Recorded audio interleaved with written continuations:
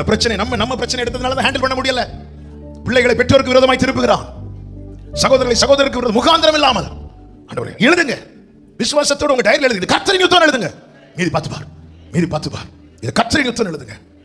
எந்த பிரச்சனை அதுக்கு மேல எழுதுங்க. கர்த்தரின் யுத்தம். இது கர்த்தரின் யுத்தம். ஹல்லேலூயா. எவர்கள் உனக்கு விரோதமாக எழும்புகிறார்களோ ஆண்டவர் என்ன சொன்னார் தெரியுமா? நான் அதற்கு சுற்றிலும் அக்கினி மதிலாயிருப்பேன். இந்த அக்கினி மதிலுடைய விசேஷம் தெரியுமா? சாத்ராக் மேஷாக் ஆபேத்நேகோவுக்கு அது பாதுகாப்பா இருக்கும். ஆனா இவங்களை கட்டினாங்க தெரியுமா? அவங்க கிட்ட வந்தாலே எரிச்சிரும். என் தேவன் எனக்கு, என் குடும்பத்துக்கு, என் சபைக்கு சுற்றிலும் அக்கினி மதிலாயிருப்பாராக. ஹல்லேலூயா. ஆண்டவர் உன்னை தொடுகிறவன், என் கையை தொடுகிறான்ல, என் முதுக தொடுறான்ல, என் வஸ்திரத்தை தொடுறான்ல, என் காலை தொடுறான்ல, என் செருப்பை தொடுறான்ல, என் நிழலை தொடுகிறான்ல, உன்னை தொடுகிறவன் என் கண்மணியை தொடுகிறான். எழுது கர்த்தரின் யுத்தம் என்று. கர்த்தரின் யுத்தம் என்று போராடுறானா? முகாந்திரம் இல்லாம பிள்ளைகளுக்கு விரோதமாய் போராடுகிறானா? ஜெப அறையை கதவை அடைத்துக் கொண்டு இது கர்த்தரின் யுத்தம் எழுது.